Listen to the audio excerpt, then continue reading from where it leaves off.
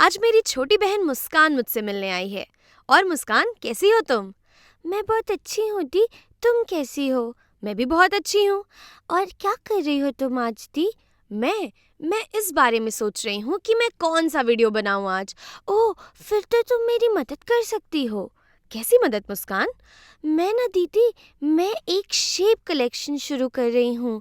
यहाँ पर मेरे पास कुछ शेप्स हैं, लेकिन मुझे नहीं पता कि मैं इन शेप्स को कैसे क्लासिफाई करूं। अच्छा, तो तुम्हें इन शेप्स को क्लासिफाई करना है। तो शेप्स को क्लासिफाई करने के कुछ तरीके होते हैं। एक तरीका है कि हम किसी भी शेप को उसके साइड्स के हिसाब से क्लासिफाई कर सकते हैं। अगर हम ये गिन लें कि किसी भी शेप में कितने साइड्स हैं, तो हमें उसे क्लासिफाई करने का एक तरीका मिल जाता है। अच्छा, लेकिन दीदी साइड्स क्या होते हैं? तो साइड्स के बारे में तुम ऐसे सोच सकती हो कि अगर हम यहाँ पर ये पहला वाला शेप ले लें, तो यहाँ पर ये एक कॉर्नर है इस शेप का, इसी तरीके से ये भी एक कोना है इस शेप का, और यहाँ पर ये दोनों कोने ये इस स्ट्रेट लाइन से आपस में जुड़े हुए हैं। तो ये जो स्ट्रेट लाइन हमारे इन दोनों कॉर्नर्स को जोड़ रही है, ये हमारे इस शेप का एक साइड है। तो ये हमारा पहला साइड है इस शेप का। इसी तरीके से अगर हम यहाँ पर ये वाला कॉर्नर और ये वाला कॉर्नर ले लें, तो हमारी ये वाली लाइन ये इन्हें आपस में जोड़ती है और ये हमारा दूसरा साइड होना चाहिए। और अगर हम इस वाली लाइन सेगमेंट को देखें यहाँ पे, तो ये लाइन सेगमेंट हमारे इस शेप का तीसरा साइड है और हमारी ये वाली लाइन सेगमेंट ये इस शेप का चौथा साइड है। तो हमारे इस शेप में कुल 4 साइड्स हैं। हम कह सकते हैं कि हमारा ये शेप एक 4 साइडेड फिगर है और इसी के हिसाब से हम इसे क्लासिफाई भी कर सकते हैं। अच्छा, अब मैं समझ गई। मेरे इस वाले शेप में कितने साइड्स होंगे दीदी?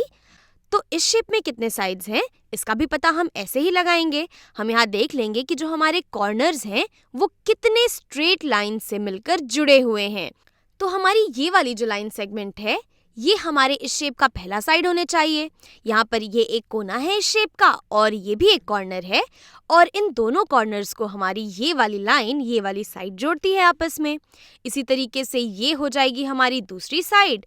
यहाँ पर ये हो गई मेरी तीसरी साइड और ये वाली साइड ये हमारी चौथी साइड हो जाएगी। तो यहाँ इस शेप में भी हमारे पास कुल 4 साइड्स ही हैं। ओह, ठीक है। तो इस वाले शेप में कितने साइड्स होंगे दी?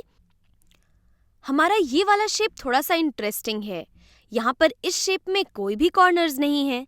यहाँ पर ये शेप की ये जो बाउंड्री है ये कर्व्ड है, ये थोड़ी सी गोल सी है, और यहाँ पर कोई भी कॉर्नर्स नहीं है, इसलिए हमारे पास कोई भी ऐसी स्ट्रेट लाइंस नहीं होंगी इस तरीके से जो इसके कॉर्नर्स को आपस में जोड़ेंगी।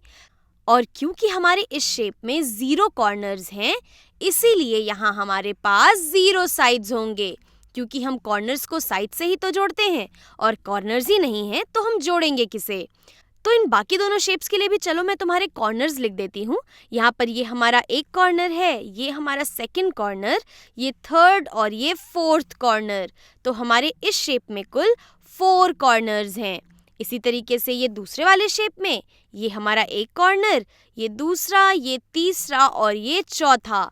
तो हमारे इस वाले शेप में भी 4 कॉर्नर्स हैं। इसे मैं यहाँ पे लिख देती हूँ तुम्हारे लिए। अच्छा दी, मैं समझ गई। इस वाले शेप में कितने साइड्स होंगे दी? तो इस वाले शेप में अगर हम फिर से देखें तो यहाँ पर ये हमारा एक कॉर्नर है। इस शेप में ये हमारा ये एक और कोना है, ये एक और कोना है और ये एक और कोना है। तो यहाँ पर इस शेप में भी हमारे पास कुल 4 कॉर्नर्स हैं। यहाँ पर मैं लिख देती हूँ 4 कॉर्नर्स। और अगर हम अब इन कॉर्नर्स को जोड़ना शुरू करें, तो मैं इस स्ट्रेट लाइन से ये दोनों कॉर्नर्स जोड़ सकती हूँ। ये हमारा एक साइड हो गया। यहाँ पर इन दोनों कॉर्नर्स को हम एक स्ट्रेट लाइन से जोड़ सकते हैं, तो ये हमारी दूसरी साइड हो गई। यहाँ पर ये हो जाएगी हमारी तीसरी साइड और ये हो जाएगी हमारी चौथी साइड। तो इस शेप में भी हमारे पास 4 साइड्स और 4 कॉर्नर्स हैं। दीदी, तो क्या हर शेप पे 4 साइड्स और 4 कॉर्नर्स ही होते हैं? अरे, ऐसा बिल्कुल भी नहीं है मुस्कान। यहाँ पर अभी हमने इस वाले शेप में देखा था कि हमारे पास 0 साइड्स और 0 कॉर्नर्स हैं। और तुम्हारा ये कंफ्यूजन दूर करने के लिए चलो तुम्हारा ये लास्ट वाला शेप ले लेते हैं। तो यहाँ पर ये वाली जो हमारी लाइन सेगमेंट है ये एक साइड है हमारे इस शेप का। यहाँ पर इस वाले कोने को और इस वाले कोने को ये वाली लाइन सेगमेंट जोड़ रही है। इसी तरीके से ये हमारी दूसरी लाइन सेगमेंट है जो कि यहाँ इन कॉर्नर्स को जोड़ रही है। तो ये हमारी सेकंड साइड हो गई। यहाँ पर मैं 1 लिख देती हूँ और यहाँ पर इन दोनों कॉर्नर्स को हम इस वाले साइड से जोड़ सकते हैं। तो हमारे इस शेप में कुल 3 साइड्स हैं और अगर तुम कॉर्नर्स को गिन लो तो ये हो गया 1, ये 2, ये 3। तो हमारे इस शेप में कुल 3 साइड्स और 3 कॉर्नर्स हैं। अच्छा दी, मैं समझ गई। लेकिन ना, मैंने किताब में पढ़ा था कि शेप्स को क्लासिफाई करने के लिए हम ये भी देख सकते हैं कि शेप्स के सभी साइड्स सेम हैं या नहीं। तो दीदी, यहाँ पे किन किन शेप्स के सभी साइड्स सेम होंगे? हाँ, तो चलो इस तरीके से भी सोच लेते हैं। अगर हम तुम्हारा ये वाला शेप ले लें तो ये जो हमारी 4th वाली साइड है, यहाँ पर इसके ऊपर मैंने 4 लिखा हुआ है, इसीलिए मैं इसे 4th वाली साइड बोल रही हूँ, ये वाली साइड। और अगर हम अपनी इस 1 वाली साइड को ले लें तो यहाँ पर ये जो साइड है हमारी, ये जो हमारी पर्पल वाली साइड है, ये ज़्यादा बड़ी दिखाई दे रही है हमारे इस वाले साइड से। तो इस शेप में सभी साइड्स आपस में बराबर नहीं होंगे क्योंकि मुझे एक साइड छोटी दिख रही है और एक साइड बड़ी दिख रही है।